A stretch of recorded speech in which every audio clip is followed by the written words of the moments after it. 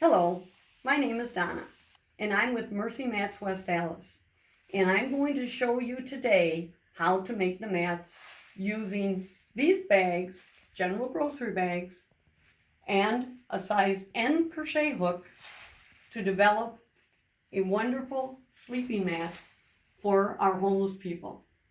The mats are 3 feet by 6 feet, and it takes about 700 of these bags to make this mat. So let's get started. They need to be folded. You want to make sure that the bags are folded flat, as if they were just coming out of the box that they were sent to the store in. Making sure that the bottom seam is straight, the handles are straight. Flatten it out. Now she is going to fold it in half, paying close attention to the bottom seam of the bag. Folds it once, folds it twice, again making sure that the bottom seam is connected at the end so that it's going to be easier to cut off this bottom portion. You're going to make a straight cut across the bottom, about a 1/2 inch from the bottom seam. You want to make sure that the seam is completely cut off. Next, you want to remove the handle. So what you want to do is cut about a 1/2 inch down from the bottom of the handle. Once that's been removed, you will have a rectangle measuring between 12 and 14 inches.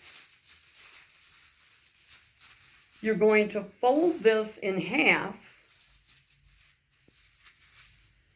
and placing your finger in the center of that fold, making sure the bottom is straight. Placing your finger in between the fold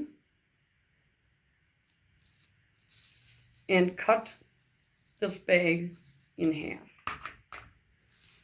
Now you're going to fold it once more, and again placing your scissors in the middle of the folds, cutting, making sure that your cuts are straight. And by holding your bag in such a fashion, you will always get straight cuts. This will result in you having 4 squares, loops. And Carol will show you where these now have become loops.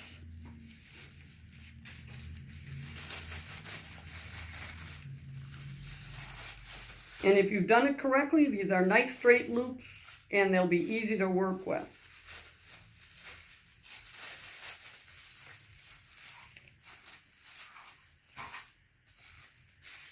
I'm going to show you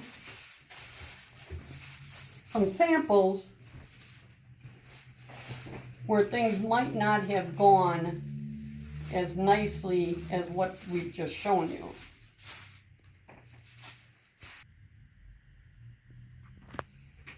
If you have not cut off that bottom seam completely, you'll end up with something like this.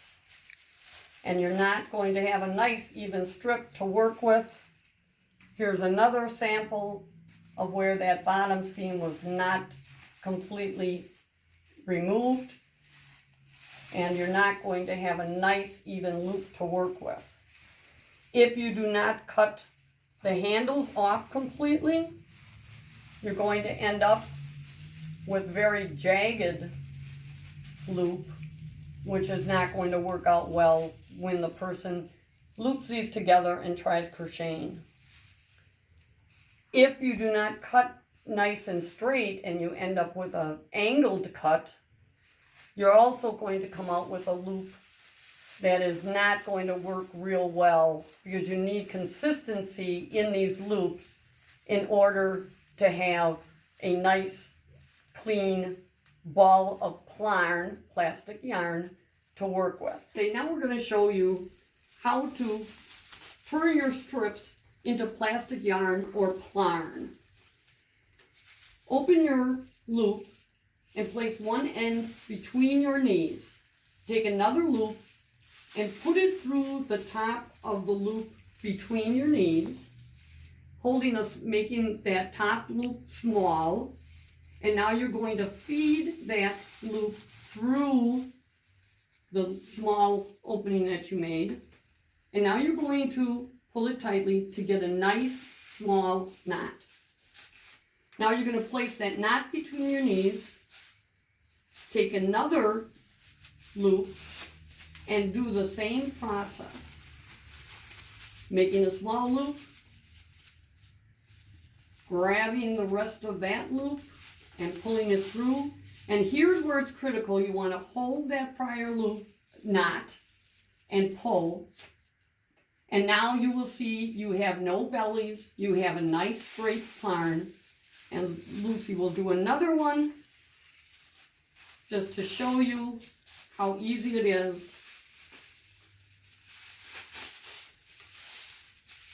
Pulling it tightly. Now she has 4 connected loops with no bellies. Everything's nice and straight. So here is what you don't want to have. What I mentioned is when Lucy was doing it to not get any bellies, this is considered a belly. You can't crochet with a bellied item, because when you try to crochet and you put it together, you're going to have all these little bumps in your work, which is not going to be a very nice mat.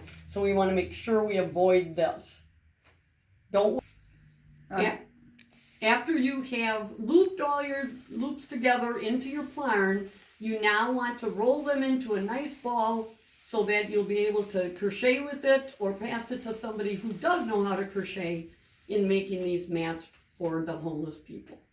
Okay.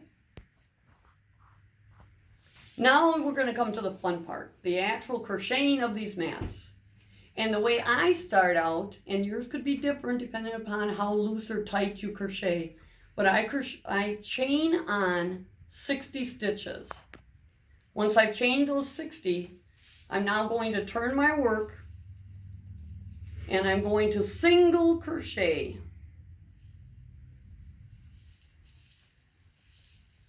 And you will single crochet all the way to the end.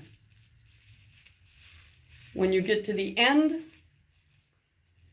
you're going to chain 1 and then turn.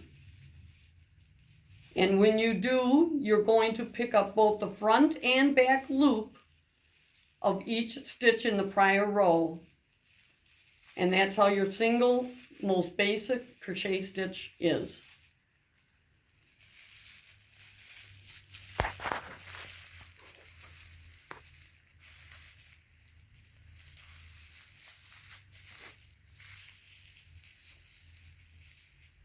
Okay.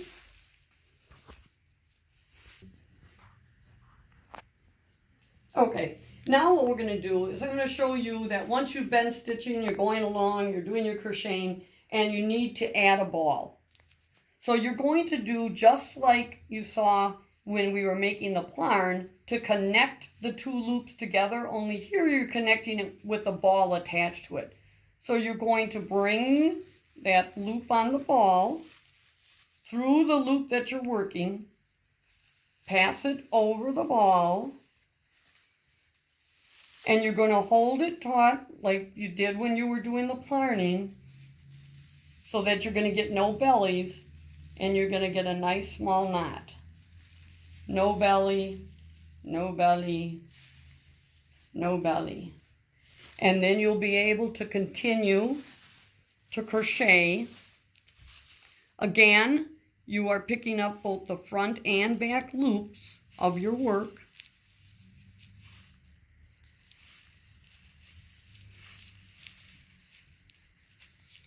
And you'll continue this again to the end of the row, chain 1, turn your work, and work your way back.